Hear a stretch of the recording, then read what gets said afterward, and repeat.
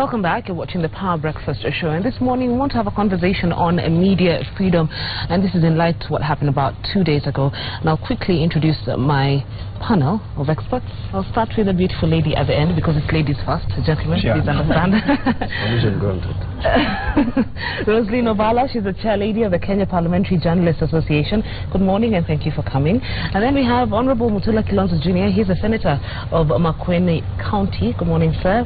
And then we have Mr. Victor Bwire. He's the Deputy CEO of the Media Council of Kenya. Good morning, sir, and thank you for coming. Now, the first question is to all of you, and I just want to hear your thoughts on, what transpired about a day or 2 days ago. I'd like to hear your thoughts on that. We start with Rosaline. Yes. Thank you so much, Kirigo. I think what happened 2 days ago is surprising, and it has taken us by surprise.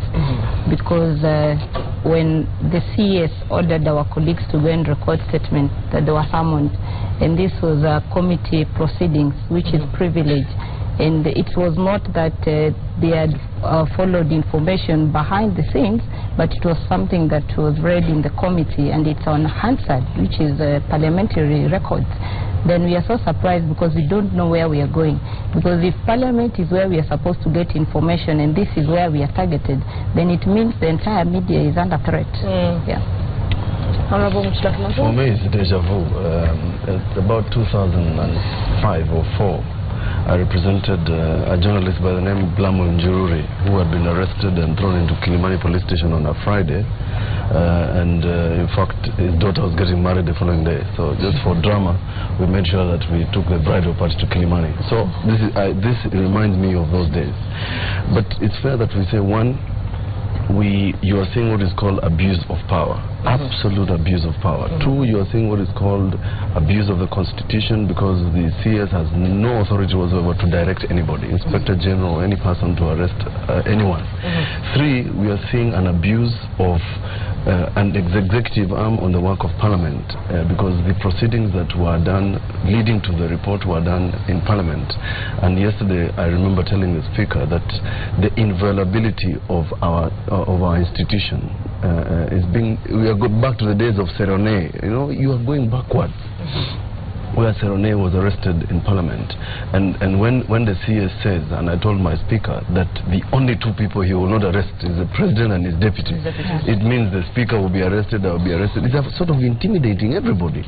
And I've said I'm prepared to be arrested, but we will not keep quiet when it comes to matters of accountability, because in the new dispensation, we must say that we have demystified what used to be called Sirikali. There's nothing Sirikali about public expenditure. If government has spent some money, it might as well come and tell the public, because this is not an innocent individual who raised the issue. It is the Auditor General. He has said you've spent so much money in one day. So what is it? Where did it go to? Where did it go to? Why and why one day? What is it that you had to do within 12 hours that was so urgent? And we know, first of all, we are not in a war. We are not. At that time there was no El Nino. Even now it has not come in full. So what is it that caused government to spend so much money? And you know why? Because there is a certain limit of expense per day in government. So when you go offshoot that limit more than 100 times, it raises a query. But more importantly, we as the oversight, and I'm talking about Parliament generally, where we have failed, the journalists have told the public. So we cannot allow a person, the presidency, the executive, Parliament itself, or any other institution to stop these people who are called journalists and yourself from telling the public what is happening. Because we have sometimes as parliamentarians forgotten or shed off the skin of political parties and mellowed into what I call an axis of evil, where we hide the truth. So therefore I want to, first of all, I must commend the media for what they have done and standing firm with the public. And we'll come to that in a few minutes. Mr. Bwire, I'd want to hear your thoughts. One, thank you. One is that was a miscalculated, ill-advised move, in the sense that procedures Where genuinely a journalist has made a mistake, there are procedures to deal with that, and the Constitution is clear, the Media Council Act is clear, and other procedures are clear on how to deal. Should somebody feel that media has messed. So for the CS to have taken such direction is purely out of the normal thinking, because the procedures for dealing with such matters, if a journalist has done it, all now media houses have internal mechanisms of dealing with complaints. Yes. All our media houses have started what we call the public editors, and internally those are people to deal with a complaint. The law establishes the Media Council of Kenya, where if you feel somebody has violated any or harassed you, there's a channel, you channel your complaints and they are listened to. So when you see somebody who just wakes up and orders an arrest for somebody, that already is a problem. Two, it also sends a signal that the connection and the working relation within the structure, the executive, as mentioned, is a problem, because the Minister of Information is not aware of that an action. Immediately the journalist is harassed or arrested, we see tweets from the OP, the presidency, all the directors of communication condemning the same thing. So you wonder then, where did this person get the advice to do such? So that was a misplaced action. And I'll pick up from something he said when we asked him that question. He said it was deja vu, went back in time, you know, and this is to you. Media freedom in this country has a history where each government, you know, tries to avoid scrutiny, and they do that by taking actions that are meant to, you know, kind of stifle the media. Do you fear the media is falling into this trap?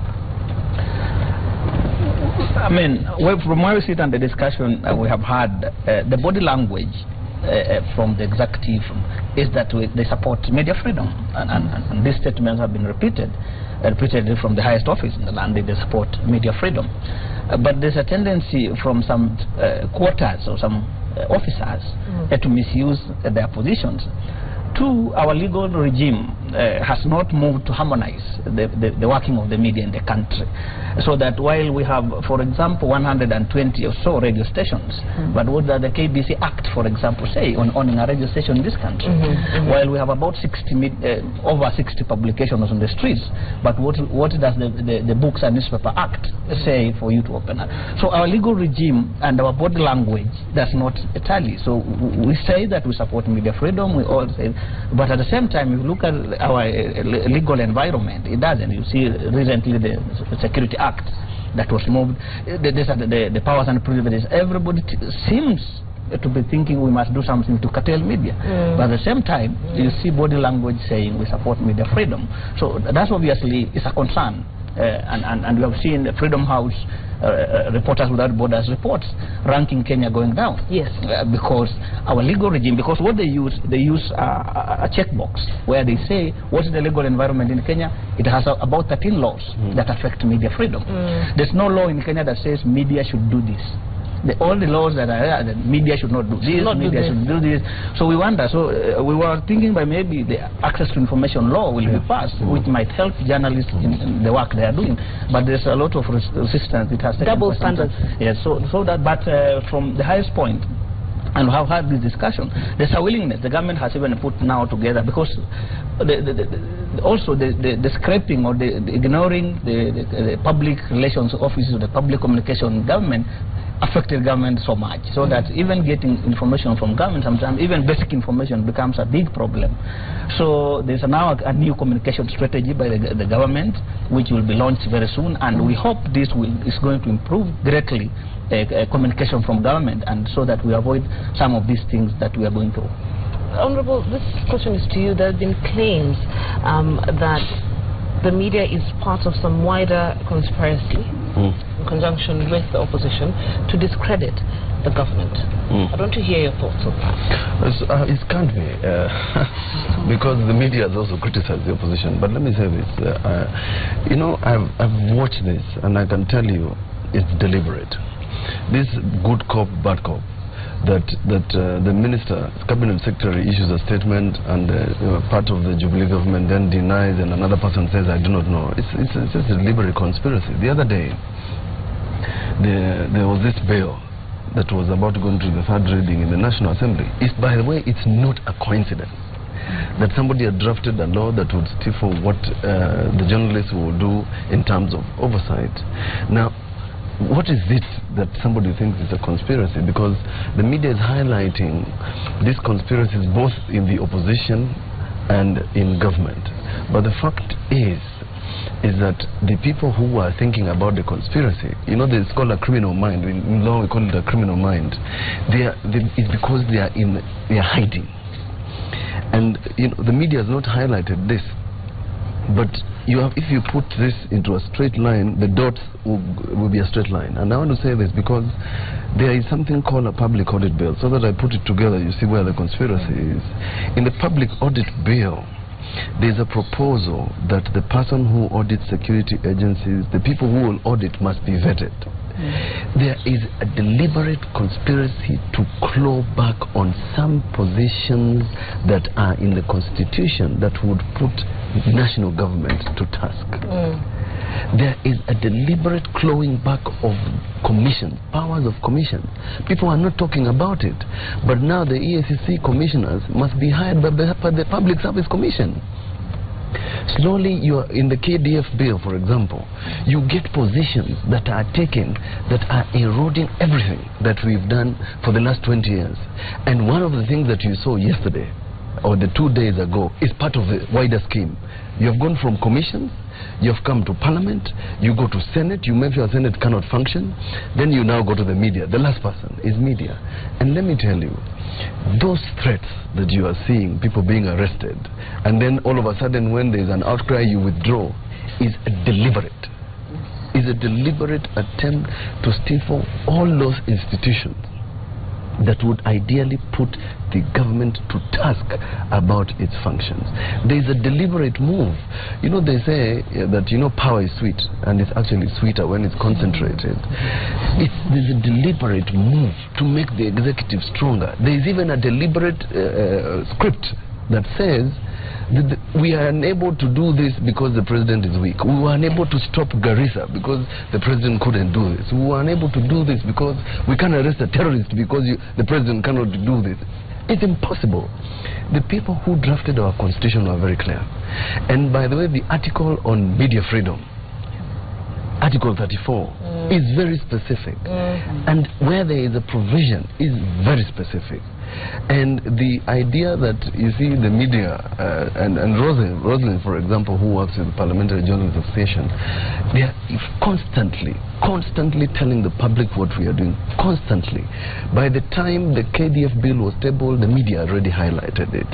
If we were given an opportunity, we would hide it. So, to answer your question, there is no conspiracy between the opposition and media, because you are operating independently by even exposing the opposition where we have weaknesses. You have said, so media said that the opposition is not doing enough to put the government to check. Ms. Roslyn, I see you nodding quite and agreeing with the points. Do you have anything to add on to what Honorable Mutula Kilonzo Jr. has said? Yes, maybe just to add on what Mheshimiwa has said. He has come out strongly to defend the media, and this is what we've stood by, because if you look at some of the bills that we've highlighted in the House, there are those that we even highlight before they've gone for publication, and this is just to inform Kenyans of what is coming into Parliament. Now, when it comes to the audit reports, these are government reports. The auditor's office is an independent institution. So when now they target the media, when you highlight these issues, and these are their own reports, then you see there is a way to muzzle the media. Now, again, when you look at the media is now the opposition, because we have a pure presidential system whereby we have the majority and minority. So the scrutiny now comes and falls back on the media. Now, media has been very vocal and vibrant in highlighting these issues. Now, when you target the media, then now you instill fear in us, to the extent that now the media cannot come and interrogate these reports that are coming out. You cannot follow a story that you think that this is a story. Maybe I cannot disclose my sources. And we are seeing what we witnessed sometime under Kibaki regime, where one of the standard reporters, Evelyn Kwamboka, was forced to disclose her sources. You remember the story, the Dare children saga. Now this is what we are seeing coming back, when now our colleagues are being told to to reveal their sources, because there are sometimes when you handle very sensitive stories, to the extent that you cannot disclose your source. And if it's an investigative piece, really, yes, you cannot disclose your source. You have to hide your source. Now, what the CS is telling us that if you don't disclose your source, then we are going to fry you. I think that is even more than what the late Michuki told us when he said, you rattle a snake, be prepared to be bitten by it. So he's sending very harsh signals to us, and especially for us who are in Parliament, because Parliament is where everything happens. Sure. And the legislature is independent, and they're representing the people, because the people are paramount as by the Constitution. Now, when you come and curtail that information in Parliament, then it means that you're also targeting the real Mwananchi who gives you that power to lead. Now, Roslyn, this is to you. Kenyan media has been said not to be patriotic. And we'll go back, during the Westgate incident where the president said, we need to be Kenyans first before anything else. Media is responsible of painting the Kenyan media. Sorry, the country, sorry. I'd like to hear what you have to say from that the Kenyan media is not patriotic. The Kenyan media always wants to portray Kenya as this country that is not doing well, this country that, is corrupt, this country that is suffering. Okay, Kirigo, there is a script that the government is trying to bring out where they're saying media is not sensitive. And you remember even with the 2013 general elections, the media was, in quotes, putting something to call peace journalism, whereby see no evil, report no evil, just to be patriotic.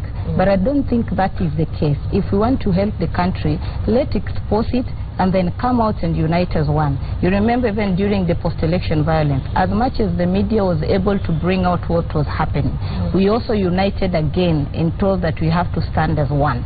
So as much as we will send that message to the public, we also must expose whatever is happening so that we get solutions to them.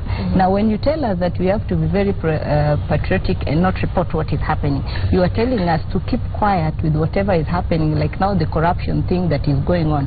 We keep quiet about it and protect our country. I don't think that is the way to go, because even the Western media, as much as they promote the development of their countries, they are very critical of whatever happens. Okay. Mr. Bure, you want to add on to that?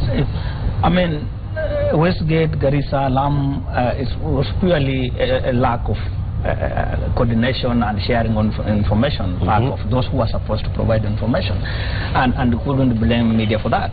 There were flaws here and there, yes, because media is not perfect, but the bigger picture that the media had a responsibility. There was no way media could have ignored Westgate. When it happened, there was Twitter, there was online everywhere, and there was no person to tell media what was happening. So, and that has been worked on. That's why I was saying that at least I've worked. There's another communication strategy of how government should be dealing with such situations. I know the ministry is working very hard to decriminalize some of the media-related calls. I know there's already something by the Ministry of Information on removing criminal defamation from that. Those are good things. Criminal libel. Libel, that's they are working on to. I mean, there's already a draft bill. So that's why I was saying that in terms of talking, and we have been giving feedback to the executive, that media would report what is there. If you hide information, it's not their business. If you feel you have information you want to share. Remember, most of these media are private businesses. Why do government expect favors from a private enterprise? Why can't they? What is happening to our state broadcaster, for example? What is happening? We have Nexus, we have everywhere. Why can't they then feed information that they are doing good things? Then it competes with others. So, I mean, that patriotism. My view, if government wants the media, because the media don't hold brief, as he said, these are private enterprises. If you want to advertise as government on Citizen about something that is patriotic, they are at liberty to pay for it. But your work is not to hold their brief, and neither is it your work to hold the brief of the opposition. Your work is to report facts as they are. Now, I mean, I would be surprised if the government, if the media were not to report, were to say the burning mattresses were not burning mattresses or were something else. I mean, it would be a tragedy. Now, if we didn't see investigative pieces about what happened at Westgate, all of us would have wondered what happened. I mean, sitting in my house, I thought we had been invaded by 100 people, but there were only 4. Only 4 people causing so much mayhem.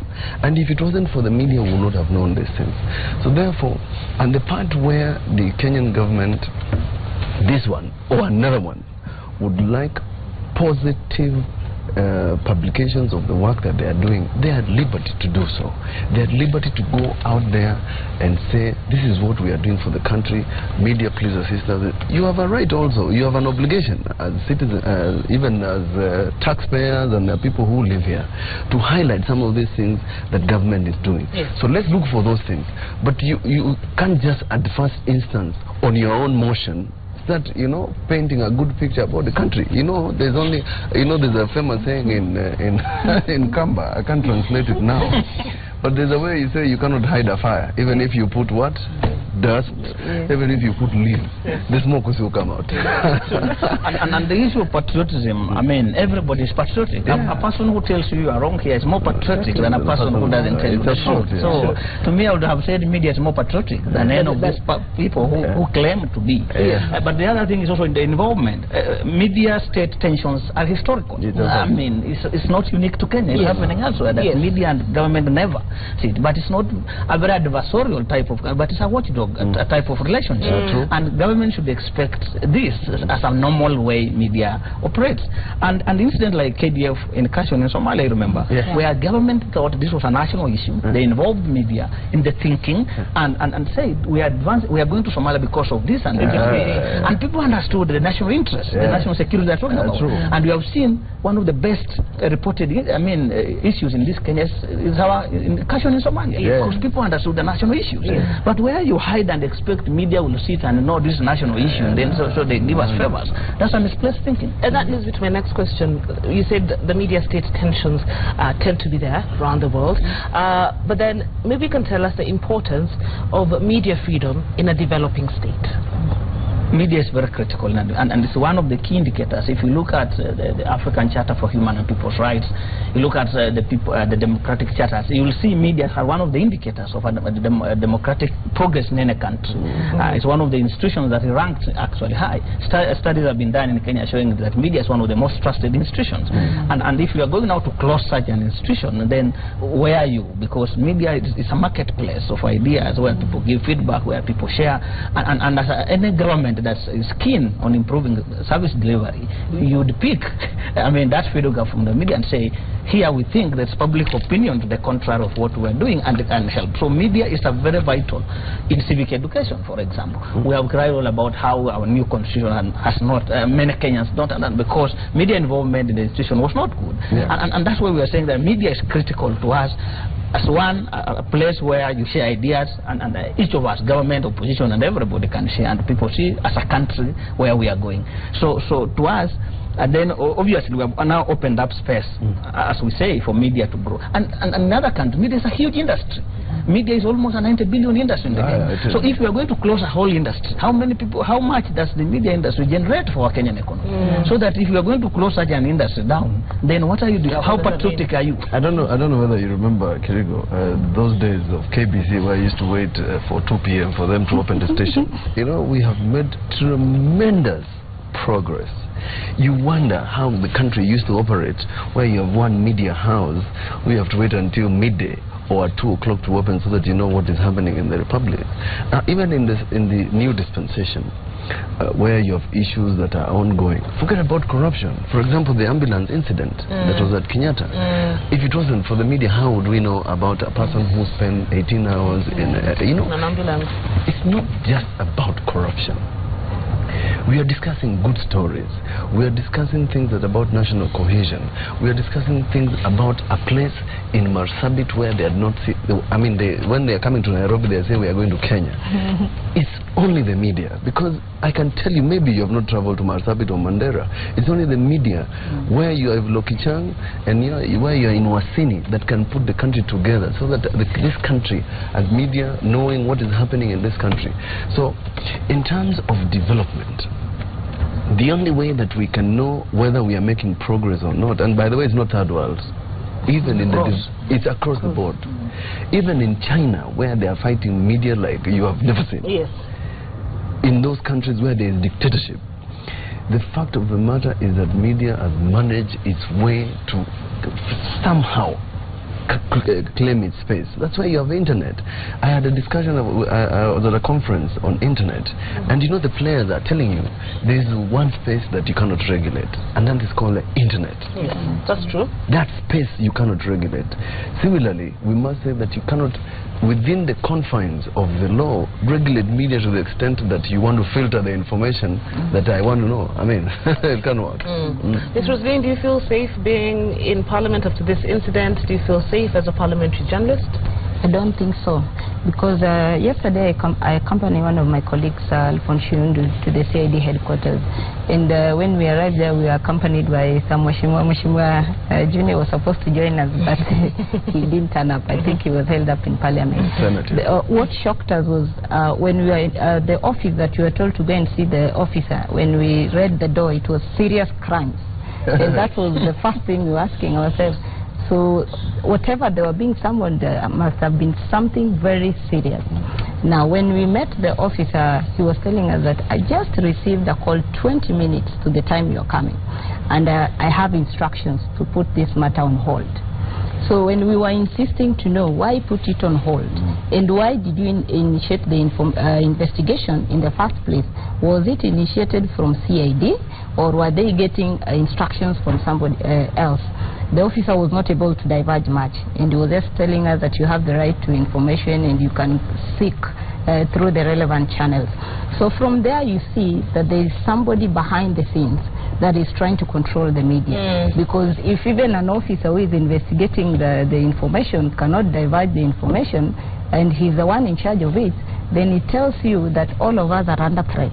Because Parliament is a safe place, and it under the powers and privileges, that is where we can report anything comfortably without feeling that you're going to be sued or anything. After we fought the Canaan bill, where they were trying to introduce the defaming Parliament, which up to now we don't understand what it meant anyway, and who was going to determine when you've defamed Parliament.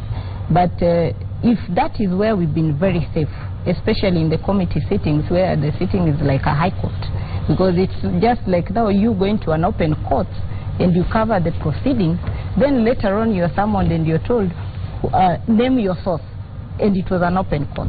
That is the scenario we're now facing in Parliament. So if we can be arrested, depending on the committee sittings which are on Hansard and which you can always retrieve and listen to, then I don't think the journalists in Kenya are safe. Honorable Mutula, there's the issue, and I think from her, intimidation. There's the article in the newspaper today, in the Daily Nation. John Girasho has been able to give an account of what happened to him. There feels like there's a lot of intimidation. You being a lawyer, ideally then how should we handle such a scenario? Should we find ourselves in this scenario again? Let me say this, and he has mentioned, at the time that the courts actually, and it's fair we tell the public, the courts have found criminal libel unconstitutional. That was in the previous regime. Constitution. It still applies even now. And I don't want Rosaline to appear intimidated, because let me tell you, when I saw the minister wagging his finger in the air, let me tell you, to me it looked like he was holding a gun. And at that point, if you capture that moment, he's supposed to intimidate Rosaline not to wake up in the morning to write anything. And you see, when we operate, they have a beautiful parliamentary center. What do you call it? Media center. We have given them space to operate. And that space is supposed to then inform the public. You're not supposed to worry, in as much as we parliamentarians are not supposed to worry, because we are the ones asking the questions. You're reporting on what we are asking. So you have no reason to worry, because the law has protected you. You cannot be charged for criminal libel. You have the Media Council here who is advising on matters. If there is a complaint, there is a process, so that then you have the confidence. When you pick pen and paper, or like Rosaline, you are on your nice Mac Air, typing away on Standard Digital or any other platform, that you're protected by law. But to the extent that you're being asked to name your source, that is where the problem is. Because it simply means now you're going to go into, it's like the way they did the liquor. the minute you criminalize liquor, it goes underground. Yes. Yeah. Yes. You understand? The reason why this media, some of this gutter press newspapers disappeared is because somehow the media then got the freedom to report things. The minute you start intimidating Roslyn, she will sneak this story into another platform. Into Twitter, Facebook, etc., etc. A blog, something. Let me tell you what happened in France when they were trying to stop ISIS, and this I learned in the World Trade Conference on ICT. When they were recruiting ISIS members, the High Court in France obtained an injunction to stop a site. When they went to stop the site, they realized the site in France was being operated in New York. Let me tell you. They are wasting time. As I said, this is not a space that you can impede. So, therefore, you have no reason whatsoever. So, where the government thinks that it's going to stop print, it's going to move through another platform. Yes. If it doesn't go through WhatsApp, it's going to go through another one. By Telegram, whatever. And that is happening already, Mheshimiwa, because many of the journalists now who get stories with who they feel they can't write, they are selling it internationally. It's a fact. That's why we see Kenya gradually coming back on international media, because now people are giving out these stories. So you can't kill. Two, what we are raising is also a challenge here, because some of the blogs that were targeted for arrest, and we have about 29 or 19 cases in court against bloggers. Some of the sites are not registered in Kenya, and because of jurisdiction issues, we can't move. So I think the government needs to work towards and to clear. There's no government position to intimidate media, but there are individuals in their different capacities who think to do that. But if you look at what is happening, generally there's no government, because one of the funniest things, look at who owns media in Kenya. If you want to know that, because some of the media houses are owned by quite a number of those senior people in government. So they want to be a deliberate position, but there are individuals within working in various offices who feel for their own reasons to want to harass. And it's not just at national government level, Mheshimiwa, because we have cases about against 8 governors. 8 counties who have thrown out journalists from their counties. So it's not Nyeri is one of them. Nyeri and others. So it's not just one. And we are concerned, actually, that the increasing intimidation, harassment for journalists across the country is a worrying trend. In the last 3 months or so, we have about 26 cases against journalist harassment and being kicked out of. And we have approached the Ministry of Information, which is the parent, and we are working so that when there's such a case, we report to them and they help us. They have intervened in many of these cases, and this is a trend, and which we need to address at a national level. And remember, we were sharing with the ministry yesterday the Joburg principles, the Swane principles on freedom of expression and national security. It's not something secret, and there's a way we can balance national security and freedom of expression. We have even approached DOD, and we have worked together so well. We are developing a small handbook on journalists and reporting on national security, so that we minimize these tensions. Because to us at the council, we believe shunning the media will not help. It's embracing and helping them understand where there's national concern. I mean, journalists are also national. In 2008 and 7, when there's post-election violence, it's never spared journalists. I mean, so it's not that journalists want chaos in this country, but it would be like. I mean, so but you know, it would be nice, for example, instead of calling press conferences where you are wagging your finger and throwing tantrums, use your boardrooms, call the media, have an interaction, question and answer, so that then the true information is released, so that then you can give the caveats where necessary and say, I spent 3.8 billion shillings. You admit, first of all, you say, yes, we did. And it's a matter of national security. But you can't just intimidate and say, disclose your sources, I was in camera, etc., etc. But for myself, the president must rein in on these fellows, because they are running amok. You know, it's like children who have no father. Because we need to know that this is not from the executive, that this is a person who was what we call a frolic of their own. It was just a flight of fancy. It was a frolic of the cabinet secretary, flight of fancy. I thought that he was going to fry, because we need the executive to disassociate itself from the statement that they want to fry anybody. We don't want Roslyn fried, or you for that matter. So it's important, but it's a learning curve. But it's the government who are on a sharp bend. And that's going to be my next question as we're coming to the end. You said it's a learning curve. Do we see ourselves getting out of this mess soon, where we will be free, we will be okay to operate, but of course under certain caveats. Are we headed there, Rosaline? Okay, Kirigo, I don't think you are headed there, but I hope maybe our leaders want to take us there, because the signals have been mixed. If you look at the executive, when the president came out to stand with the media and say that no, let the media report what they can report, the deputy has also been very vocal in supporting the media. But if you look at what comes out from their leadership, that is the executive, then you see it's contradictory.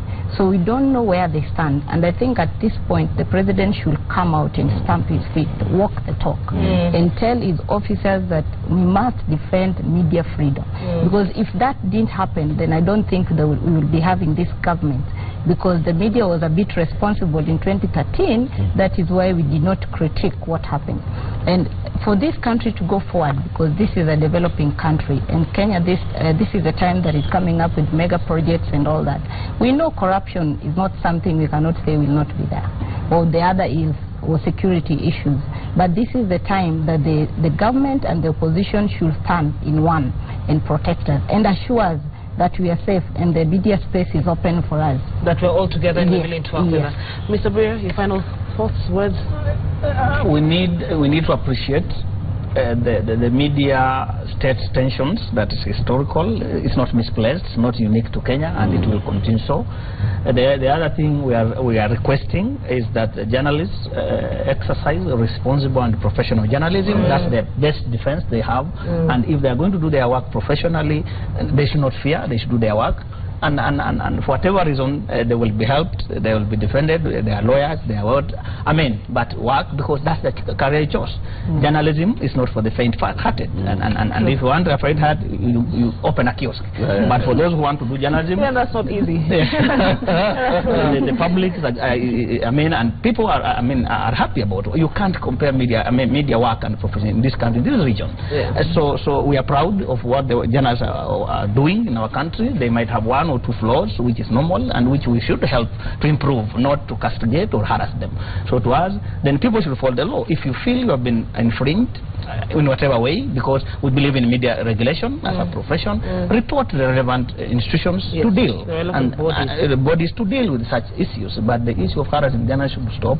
The other thing is that, like you said, there's no deliberate government, but we are asking that where the ministry is concerned and individual concerned feel that media, we also want to see action from those responsible, passing laws, passing a regulation that would help media move. Remember, the media, both the media laws, KICA and Media Council, are subjects of court matters. They have never been solved. So that already also is an issue. So to us, we are happy that the journalists are doing their work and will support them in whichever way.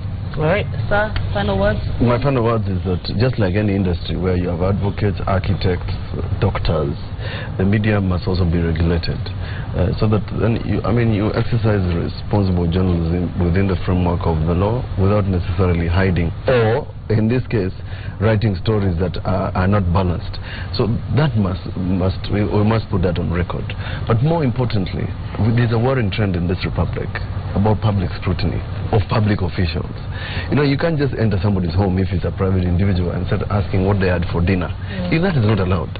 But when we become public officials and take oath, everything we do is subject to criticisms within the work that we are doing. I've seen this trend where when you ask a question about a public official, they obtain an injunction. When you say, please account for this, you obtain an injunction. That sort of trend cannot apply. So that in public work, public duty, you cannot have a question of defamation. That is the principle we used when the Senate rejected and said don't even bring that proposal of defamation of Parliament to the Senate, because it's not possible that you can be doing private business in the Senate, whether in the committee or in the floor. Really, you can't be selling mangoes. You're doing public duty. So therefore, I want to encourage my colleagues, all of them, both appointed and elected, that in your work you will be scrutinized. In your statements you will be analyzed. You will be criticized. Stop this thing that your character is being assassinated. I've said that before, because sometimes when you say your character is being assassinated, people ask a lot of questions. I start asking what is your character in the first place. But just to say that we want to thank the media for what they are doing, because the country sleeps well at night. Let me tell you, knowing that the media doesn't go to sleep. That is why we sleep well at night. All right. Ms. Rosaline? My final words are to the MPs, because they are supreme. They exercise the powers that have been given by the people they represent to come up with laws that will protect us. And also at the same time, when it comes to media issues, let it not be the majority and minority, or the opposition and the government, because they all need this media. They all need media, and there is no time that they should pass the buck, that these are laws for the opposition, these are laws for government. Let them come together the same way they rally their issues to also protect media. To the executive, we call on them to exercise what they promised to do, to give us that space, not to narrow it down, let them not police us. And then to my colleagues, especially the Media Council, which have been very objective in what we do, and the correctors. We have the Editors Guild, we have the Kenya Union of Journalists, we have the Kenya Correspondent, and the other associations to also come together, so that where we fault, we can always correct ourselves. And if the government feels that the media has overstepped its mandate, there are those channels to lodge complaints. We have the Media Council, which is a state body. They can use that. They can also come to the media houses and lodge complaints. And we always write corrections. We do that a lot. So I think that is the best way than going to warn us in public, because again, you're sending very bad signals to us. True. All right. Ladies and gentlemen, thank you very much for joining us this morning. You're watching the Power Breakfast Show. We'll be right back.